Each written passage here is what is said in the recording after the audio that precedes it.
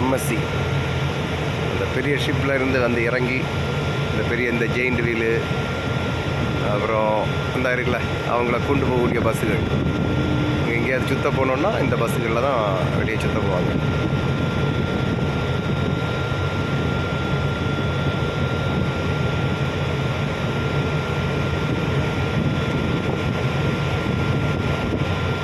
நல்லா காற்றடிக்குது, அதான் வீடியோஸ் அவ்வளோ கிடைக்க மாட்டேங்குது.